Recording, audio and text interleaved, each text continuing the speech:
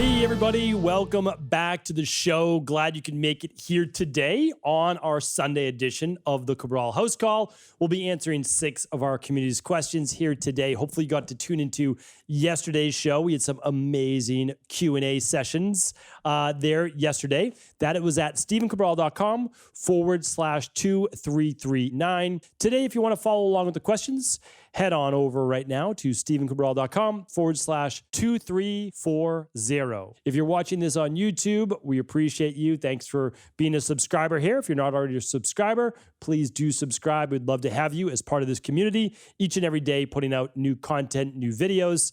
And you can also read right along with the Q&A here today as well. And of course, based on your feedback, because we're always listening to our community, we actually have all the different timestamps for all of the different questions as well. Well, without further ado, let's dive into today's questions. I'm opening up the big document, as I always say. I don't read any of these questions ahead of time. I just rely on my 20 plus years of experience in this field and working and overseeing now well over 250,000 client appointments.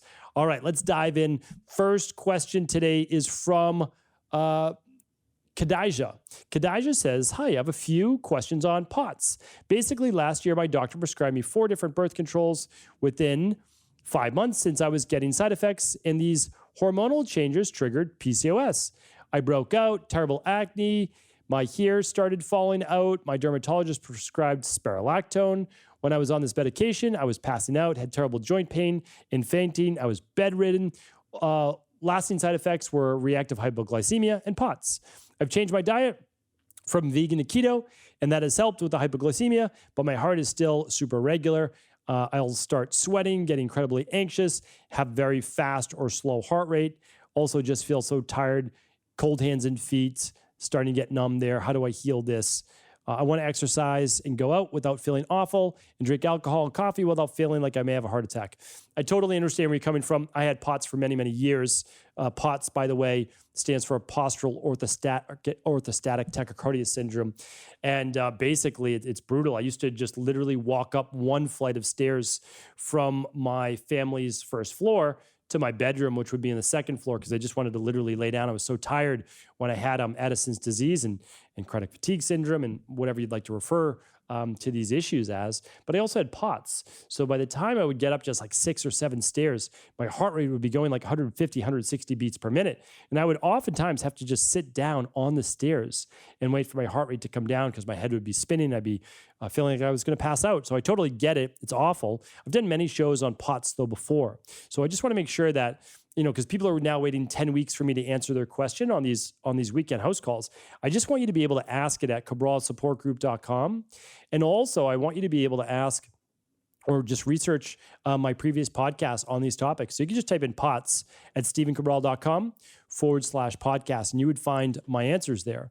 Now, I just want to say for you, Khadijah, that you want to be able to at least run your starter kit, if not the big 5. So those at-home labs are available at stephencabral.com/labs, or of course with your local integrative health practitioner, level 2, or naturopathic doctor that can help you with this, because you want to see if this might be an electrolyte issue. So regardless of blood sugar and regardless of a lot of other things, POTS, in my opinion, has to do with inflammation, with imbalanced adrenals, which is the HPA axis, sometimes lowered thyroid, and absolutely mineral levels, not just vitamins, but minerals. So you want to look at your calcium and magnesium. You want to look at your calcium to sodium. You want to look at your sodium to potassium. These are very important ratios. And so, again, that's called the minerals and metals test. But for someone like yourself, I would do the starter kit or the big 5. All right. And that'll get you started. So, but again, you want to look at the underlying root cause imbalances here. I certainly don't want you on keto the rest of your life either. All right. Alitza is up next. I like that you spelt it out phonetically. Alitza. So it says, hi, Dr. Cabral. My question today is about ammonia levels. I ran the Candida metabolic and vitamins test, and it showed I have a very high level of ammonia excess, orotic acid. I believe that is also high ammonia contributes to my bad sleep at night. How can I get rid of that ammonia? I once read that taking L-ornithine helps. What are your thoughts on that? Thank you for your answer. I appreciate your help and wish you a wonderful day. Well, same to you as well. So let me I'm just going to correct. I'm just going to spell ornithine because I want this to be very easily to be searched because you're correct.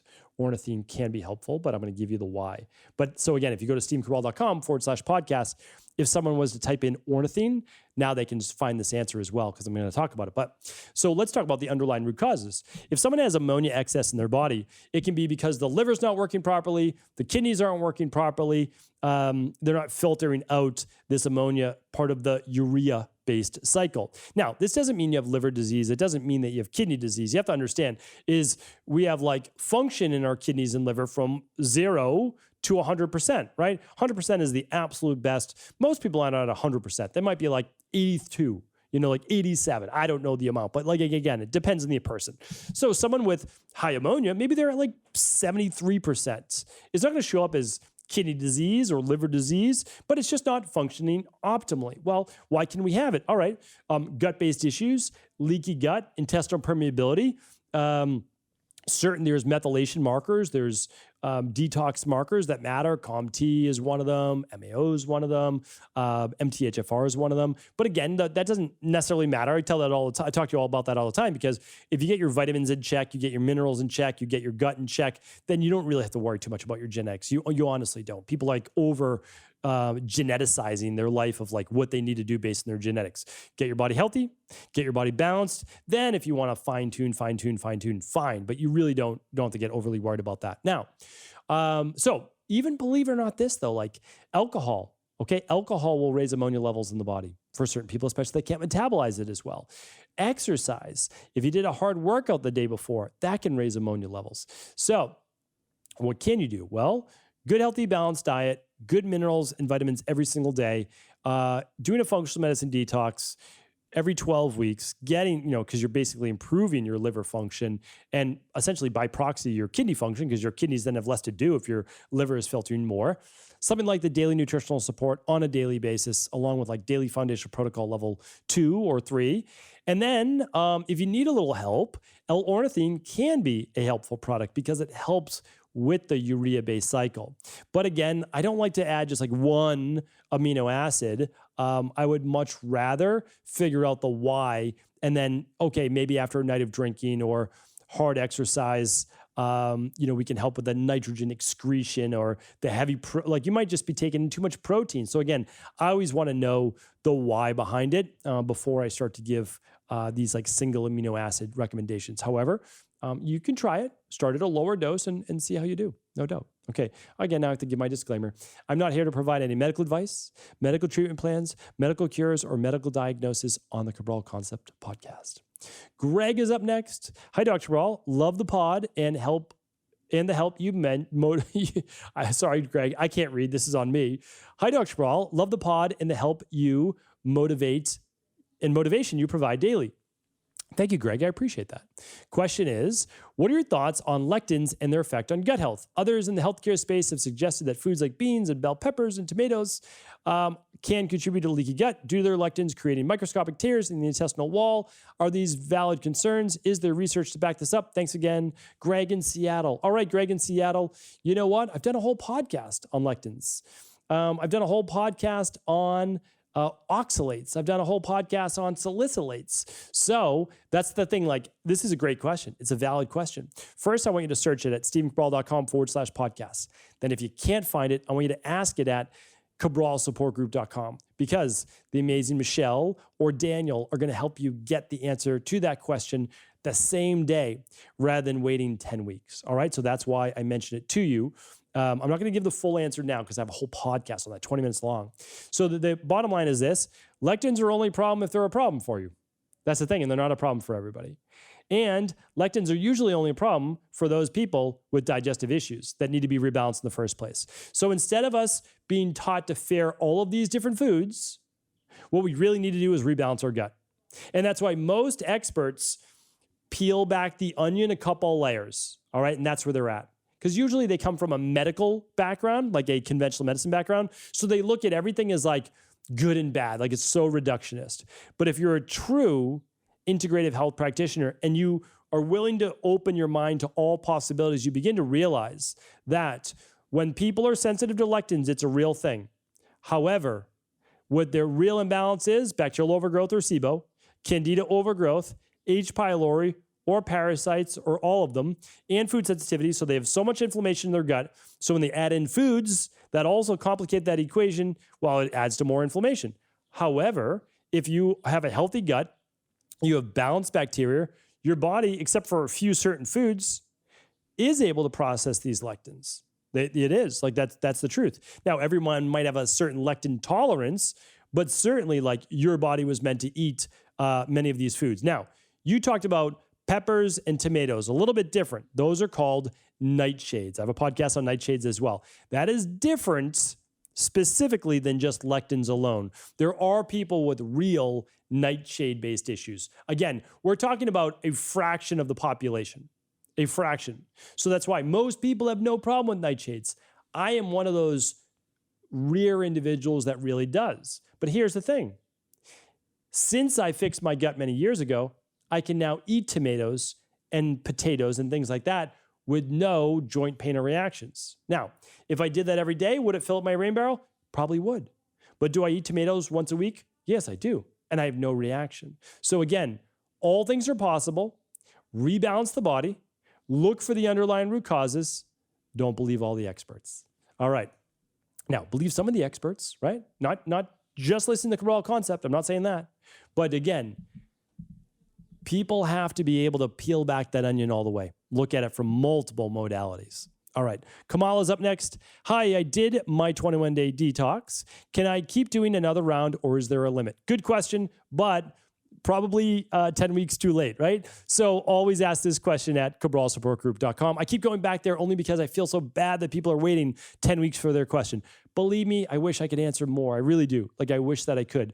My team and I are up to answering over 1,000 questions a week between YouTube comments and questions, Facebook, Instagram. It's well over 1,000. I mean, it's probably 300 a day. There's no doubt about it. So I have an amazing team. That's the bottom line. But you only do 21 days every 12 weeks. That's the maximum. All right. So 21 days every 12 weeks. That's the maximum. Okay.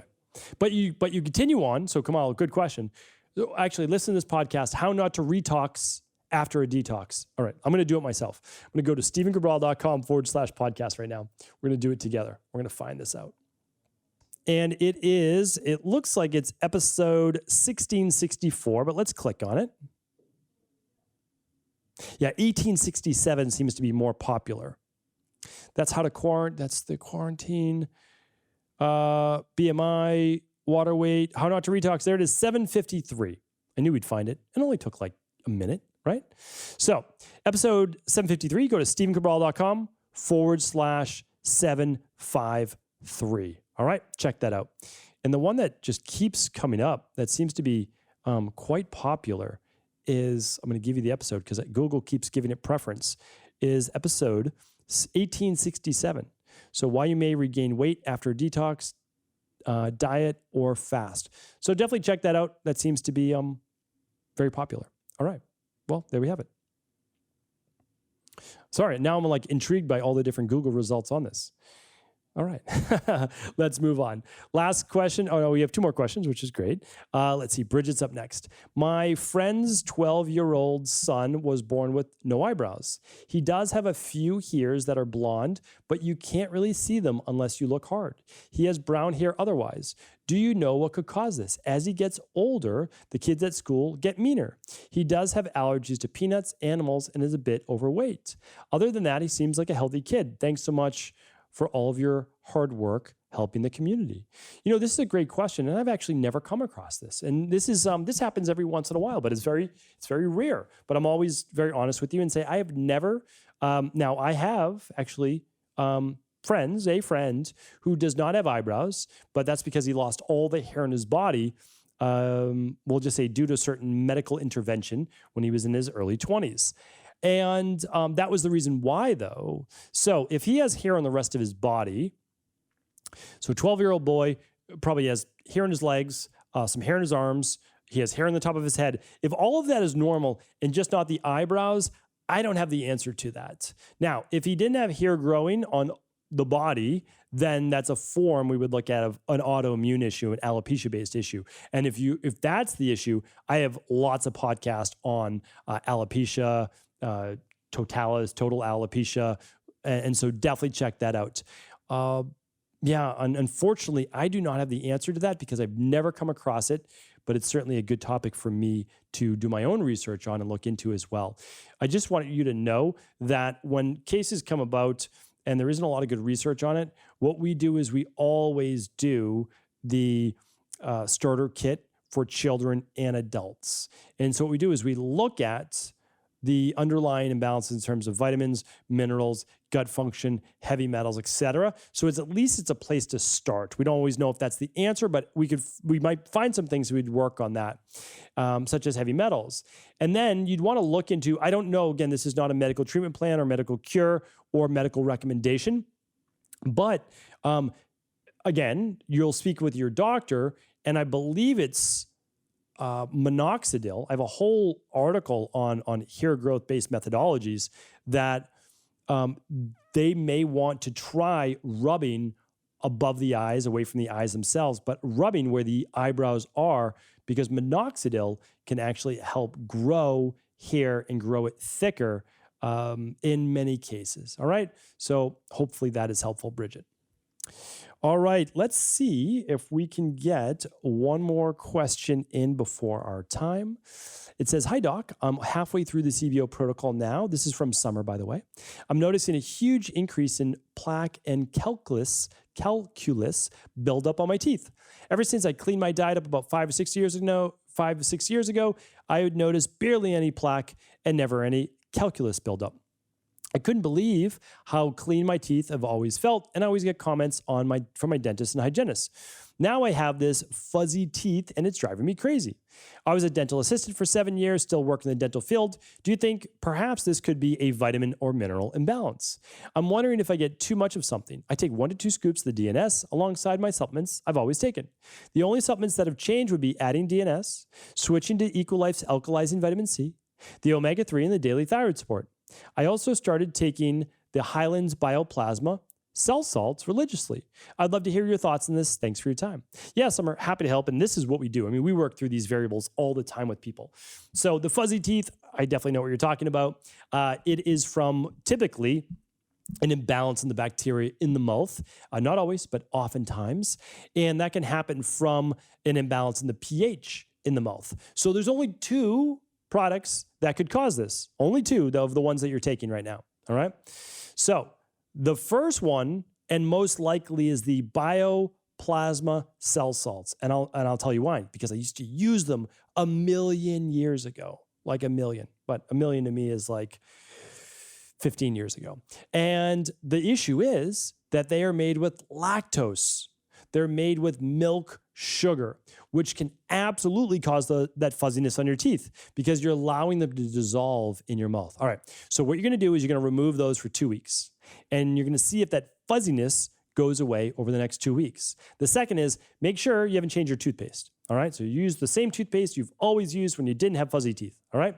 So maybe like 6 months ago, if you change your toothpaste, go back to that. All right. Then if you remove the Bioplasma salts, and you say, I still feel some fuzziness, drink the alkalizing vitamin C through a straw, okay? And don't let it touch your teeth, or take the alkalizing vitamin C capsules instead and see if that does it, all right? Now, the alkalizing vitamin C, I haven't heard of this, anybody happening with it, but it has alkaline minerals, calcium, magnesium, and potassium bicarbs. So it's able to help alkalize the system. So quite good, but again, doesn't mean it might not be changing your unique microbiome, right?